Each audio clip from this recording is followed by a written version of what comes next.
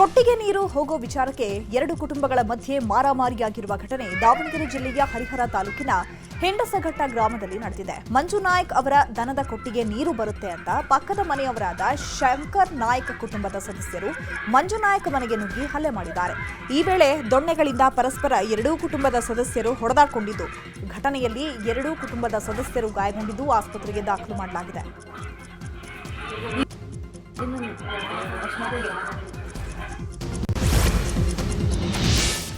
ಚಿತ್ರದುರ್ಗದಲ್ಲಿ ರಾತ್ರೋರಾತ್ರಿ ಸರಣಿ ಕಳ್ಳತನಕ್ಕೆ ಯತ್ನಿಸಲಾಗಿದೆ. ಹಣ ಒಡವೆ ಸಿಗಲಿಲ್ಲ ಅಂತ ಕಳ್ಳರು ಗೋಡಂಬಿ ಕದ್ದು ಎಸ್ಕೇಪ್ ಆಗಿದ್ದಾರೆ. ನಗರದ ಯುಐಯುಡಿಪಿ ಬಡಾವಣೆಯಲ್ಲಿರುವಂತಹ ಅಮೂಲ್ಯ ಅನ್ನೋರ ಮನೆ ಕಳ್ಳತನಕ್ಕೆ ಯತ್ನಿಸಿದ ಕಳ್ಳರಿಗೆ ಮನೆಯಲ್ಲಿ ಏನೂ ಸಿಕ್ಕಿಲ್ಲ. ಇದಾದ ಬಳಿಕ ವಿನಾಯಕ ಮೆಡಿಕಲ್ಸ್ನಲ್ಲಿ ಸೆಂಟ್ ಬಾಟಲ್ ಕಳ್ಳತನ ಮಾಡಿದ್ದಾರೆ. ನಂತರ ದಿನಸಿ ಅಂಗಡಿಯಲ್ಲಿ ಗೋಡಂಬಿ ಕದ್ದು ಎಸ್ಕೇಪ್ ಆಗಿದ್ದಾರೆ. ಕಳ್ಳರ ಕೈಚಳಕ ಸಿಸಿಟಿವಿಯಲ್ಲಿ ಸೆರೆಯಾಗಿದೆ. ಸಿಲಿಕಾನ್ ಸಿಟಿ ಬೆಂಗಳೂರಿನಲ್ಲೊಂದು ಬೆಚ್ಚಿ ಬೀಳಿಸೋ ಘಟನೆ ನಡೆದಿದೆ. ಕೋಚಿಂಗ್ ಸೆಂಟರ್ಗೆ ಮಕ್ಕಳನ್ನ ಕಳಿಸುವ ಮುನ್ನ ಪೋಷಕರು ಎಚ್ಚರ ವಹಿಸಬೇಕಾಗಿದೆ. 14 ವರ್ಷದ ಬಾಲಕಿ ಮೇಲೆ ಬ್ಯಾಡ್ಮಿಂಟನ್ ಕೋಚ್ ಅತ್ಯಾಚಾರ ಎಸಗಿದ್ದಾನೆ. 2 ವರ್ಷಗಳ ಹಿಂದೆ ಬ್ಯಾಡ್ಮಿಂಟನ್ ತರಬೇತಿಗೆ ಬಾಲಕಿಯನ್ನ ಸೇರಿಸಲಾಗಿತ್ತು. ಈ ವೇಳೆ ತಮಿಳುನಾಡಿನ ಕೋಚ್ ಸುರೇಶ್ ಬಾಲಾಜಿಯಿಂದ ಅತ್ಯಾಚಾರ ಮಾಡಲಾಗಿದೆ. ಅಲ್ಲದೆ ರಜೆಗೆ ಅಜ್ಜಿ ಮನೆಗೆ ತೆರಳಿದ್ದ ವೇಳೆ ಅಪ್ರಾಪ್ತೆ ಕೋಚ್ಗೆ ಅಜ್ಜಿ ಮೊಬೈಲ್ನಿಂದ ನಗ್ನ ಫೋಟೋಗಳನ್ನು ಕಳಿಸಿತ್ತು. ಸದ್ಯ ಈ ಫೋಟೋಗಳನ್ನ ನೋಡಿದ ಅಜ್ಜಿ ಪೋಷಕರಿಗೆ ಮಾಹಿತಿ ನೀಡಿದ್ದು, ಪೋಷಕರು ಆರೋಪಿ ವಿರುದ್ಧ ದೂರು ಕೊಟ್ಟ ಹಿನ್ನೆಲೆ ಆರೋಪಿಯನ್ನ ಬಂಧಿಸಲಾಗಿದೆ. ಈಗ ರಾಜ್ಯದ ಸುದ್ದಿಗಳನ್ನು ನೋಡ್ತಾ ಹೋಗೋಣ. ಡೀಸೆಲ್ ದರ ಏರಿಕೆ ಖಂಡಿಸಿ ರಾಜ್ಯಾದ್ಯಂತ ಎಲ್ಲ ಲಾರಿಗಳ ಸಂಚಾರ ಸ್ಥಗಿತ ಮಾಡಿ ಪ್ರತಿಭಟನೆ ನಡೆಸೋಕೆ ಲಾರಿ ಮಾಲೀಕರ ಸಂಘ ನಿರ್ಧಾರವನ್ನು ಮಾಡಿದೆ. ಏಪ್ರಿಲ್ 15ರಂದು ಲಾರಿ ಮುಷ್ಕರ ನಡೆಸೋಕೆ ನಿರ್ಧರಿಸಿದ್ದು, ಎಲ್ಲ ಬಾರ್ಡರ್ ಚೆಕ್ ಪೋಸ್ಟ್ಗಳಲ್ಲಿ ವಾಹನಗಳನ್ನು ನಿಲ್ಲಿಸಿ ಅನಿರ್ದಿಷ್ಟಾವಧಿ ಹೋರಾಟ ಮಾಡೋಕೆ ಸಭೆಯಲ್ಲಿ ನಿರ್ಣಯವನ್ನ ಕೈಗೊಳ್ಳಲಾಗಿದೆ. ಲಾರಿಗಳ ಜೊತೆಗೆ ಏರ್ಪೋರ್ಟ್ ಟ್ಯಾಕ್ಸಿ ಕೂಡ ಬಂದ್ ಆಗಲಿರುವಂಥದ್ದು. ಇನ್ನು ಸಭೆ ಬಳಿಕ ಮಾತನಾಡಿರುವಂತಹ ಲಾರಿ ಮಾಲೀಕರ ಸಂಘದ ಅಧ್ಯಕ್ಷ ಷಣ್ಮುಗಪ್ಪ, ಏಪ್ರಿಲ್ 15ಕ್ಕೆ ಮುಷ್ಕರ ನಡೆಸೋಕೆ ನಿರ್ಧರಿಸಲಾಗಿದೆ.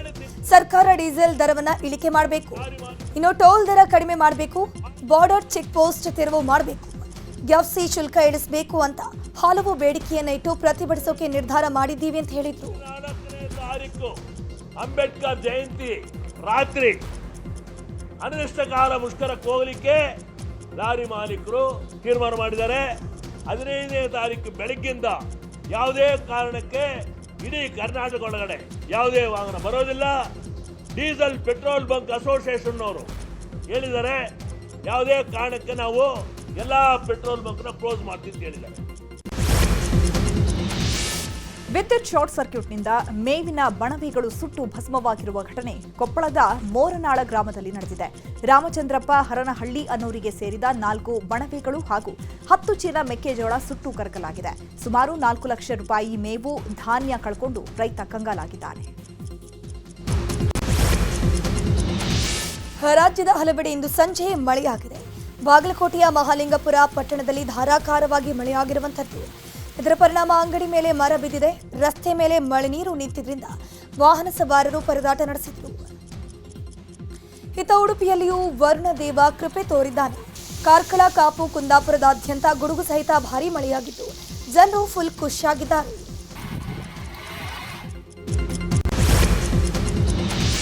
ಕೊಪ್ಪಳದ ಶಕ್ತಿ ದೇವತೆ ಹುಲಿಗೆಮ್ಮ ದೇಗುಲದ ಬಳಿ ಮೂಲ ಸೌಕರ್ಯದ ಕೊರತೆ ಬಗ್ಗೆ ನ್ಯೂಸ್ 18 ವರದಿ ಬಿತ್ತರಿಸಿತ್ತು. ದೇಗುಲ ಸುತ್ತ ಕೊಳಚೆ ನೀರು ನಿಂತು ದುರ್ವಾಸನೆ ಬೀರ್ತಾ ಇದೆ ಅಂತ ನ್ಯೂಸ್ 18 ಬೆಳಗ್ಗೆಯಷ್ಟೇ ವರದಿ ಬಿತ್ತರ ಮಾಡಿತ್ತು. ಸುದ್ದಿ ಪ್ರಸಾರ ಆಗ್ತಾ ಇದ್ದಂತೆ ಸಚಿವ ಶಿವರಾಜ ತಂಗಡಗಿ ಸ್ಪಂದನೆ ನೀಡಿದ್ದಾರೆ. ದೇಗುಲದ್ದೇ ಹಣ ಇದೆ, ದೇಗುಲ ಅಭಿವೃದ್ಧಿ ಬಗ್ಗೆ ಸಭೆ ಮಾಡಲು ತೀರ್ಮಾನ ಮಾಡಿದ್ದೇನೆ, ದೇಗುಲದ ಅಭಿವೃದ್ಧಿಗೆ ಮೂಲಸೌಕರ್ಯ ಅಭಿವೃದ್ಧಿಗೆ ಒತ್ತು ನೀಡ್ತೇನೆ ಅಂತ ತಂಗಡಗಿ ಹೇಳಿದ್ದಾರೆ. ಒಂದ್ಸತಿ ಸಭೆ ಮಾಡಬೇಕಂತ ನಾನು ಡಿ.ಸಿ ಅವ್ರಿಗೆ ಹೇಳಿದ್ದೀನಿ. ಅಲ್ಲೇ ದುಡ್ಡು ಇದೆ, ಏನೋ ಹುಲಿಗಿ ಇದ್ರೊಳಗೆ ದುಡ್ಡೂ ಇದೆ. ನಾನು ಒಂದು ಸತಿ ಕರೆದು ಸಭೆ ಮಾಡಿ ಡೆವಲಪ್ಮೆಂಟ್ ವಿಚಾರದೊಳಗೆ ಡಿ.ಸಿ ಅವ್ರ ಜೊತೆ ಚರ್ಚೆಯನ್ನು ಮಾಡ್ತೀನಿ. ದೈವ ನರ್ತನದಲ್ಲಿ ಬಾಲಕನೊಬ್ಬ ಅಚ್ಚರಿಯನ್ನು ಮೂಡಿಸಿದ್ದಾನೆ. ಕಾರ್ಕಳದ ಮುಂಡ್ಲಿಯಲ್ಲಿರುವಂತಹ ಮೊಗೇರಕಳ ದೈವಗಳ ಸನ್ನಿಧಾನದಲ್ಲಿ ಬಾಲಕನೊಬ್ಬ ದೈವ ನರ್ತನ ಮಾಡಿದ್ದಾನೆ. ಮೊಗೇರ ಸಮುದಾಯಕ್ಕೆ ಸೇರಿದ ದೈವಸ್ಥಾನದಲ್ಲಿ ವರ್ಧಂತ್ಯೋತ್ಸವ ನಡೆದಿತ್ತು. ಅಲ್ಲಿ 6ನೇ ತರಗತಿ ವಿದ್ಯಾರ್ಥಿ ಸಮರ್ಥ ದೈವದ ಪಾತ್ರಿಯಾಗಿ ಗಗ್ಗರ ಕಟ್ಟಿ ಹೆಜ್ಜೆಯನ್ನು ಹಾಕಿದ್ದಾನೆ. ಹಿಂದೆ ಬಾಲಕನ ಅಜ್ಜ ಮೋನು ಪಾಟರ ದೈವ ನರ್ತನ ಮಾಡಿತ್ತು. ಇನ್ನು ಸಮರ್ಥ ತಂದೆ ಹರೀಶ್ ಕೂಡ ದೈವ ನರ್ತಕರಾಗಿದ್ರು. ಈಗ ಸಮರ್ಥ ಕೂಡ ಪರಂಪರೆಯನ್ನ ಮುಂದುವರಿಸಿಕೊಂಡು ಹೋಗಿದ್ದಾನೆ.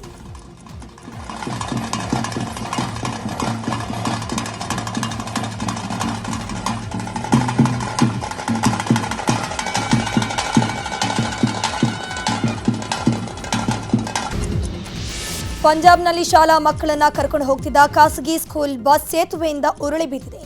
ಫಿರೋಜ್ಪುರದಲ್ಲಿ ಒಂದು ಘಟನೆ ನಡೆದಿದ್ದು, ಈ ಬಗ್ಗೆ ಪಂಜಾಬ್ ಸಿಎಂ ಭಗವಂತ್ ಮಾನ್ ಎಕ್ಸ್ ಪೋಸ್ಟ್ನಲ್ಲಿ ಸುದ್ದಿಯನ್ನು ಹಂಚಿಕೊಂಡಿದ್ದಾರೆ. ಸೂಕ್ತ ರಕ್ಷಣಾ ಕ್ರಮಕ್ಕೆ ಆದೇಶಿಸಿದ್ದಾರೆ. ಅಲ್ಲದೆ ಪರಿಹಾರ ಕಾರ್ಯದ ಬಗ್ಗೆ ಕ್ಷಣಕ್ಕೂ ಮಾಹಿತಿಯನ್ನ ಪಡೆಯುತ್ತಿರುವುದಾಗಿ ಪಂಜಾಬ್ ಸಿಎಂ ತಿಳಿಸಿದರು. ಸದ್ಯ ಪೊಲೀಸರು ತಕ್ಷಣ ಕಾರ್ಯಪ್ರವೃತ್ತರಾಗಿದ್ದು ಬಸ್ನಲ್ಲಿದ್ದ ಮಕ್ಕಳನ್ನ ರಕ್ಷಣೆ ಮಾಡಿದ್ರು.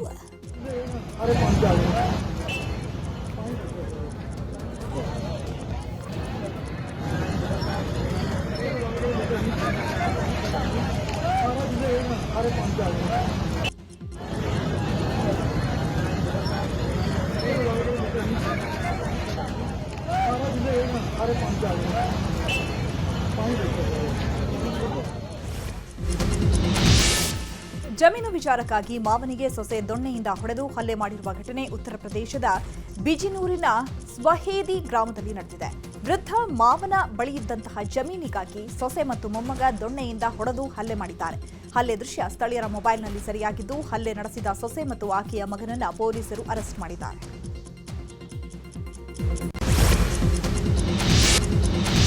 ಹೈದರಾಬಾದ್ ಸೆಂಟ್ರಲ್ ಯೂನಿವರ್ಸಿಟಿ ಬಳಿ 400 ಎಕರೆ ಕಾಂಚ್ ಗಜಿಬೌಲಿ ಪ್ರದೇಶದ ಅರಣ್ಯ ನಾಶವನ್ನು ಮಾಡಲಾಗ್ತಿದೆ. ಇನ್ನು ಇದೇ ವಿಚಾರ ರಾಜಕೀಯ ಚರ್ಚೆಗೂ ಕೂಡ ಕಾರಣವಾಗ್ತಿರುವಂಥದ್ದು.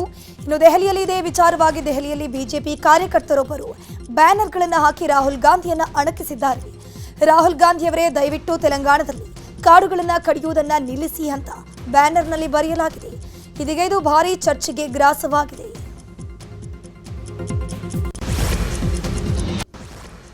ವಿದೇಶ ಸುದ್ದಿಗಳನ್ನು ನೋಡ್ತಾ ಹೋಗೋಣ.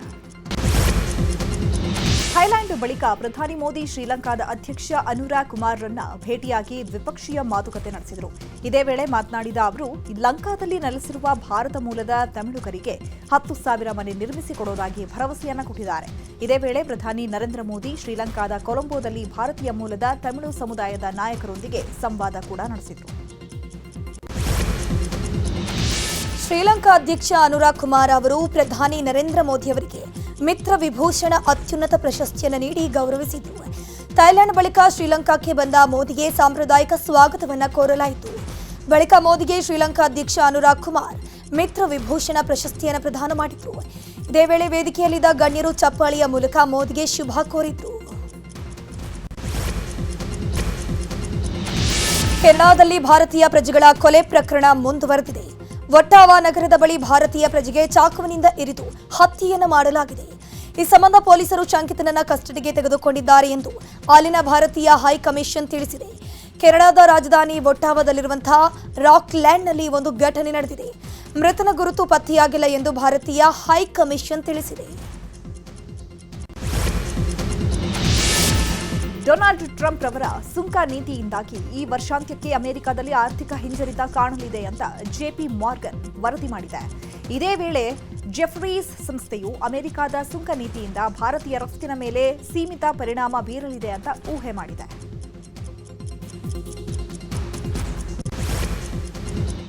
ಇವಿಷ್ಟು ಸಂಜೆ ಸೂಪರ್ಫಾಸ್ಟ್ನ ಪ್ರಮುಖ ಸುದ್ದಿಗಳು. ನೋಡ್ತಾರೆ ನ್ಯೂಸ್ 18, ಜಾಲ ನಮ್ಮದು, ಬಲ ನಿಮ್ಮದು.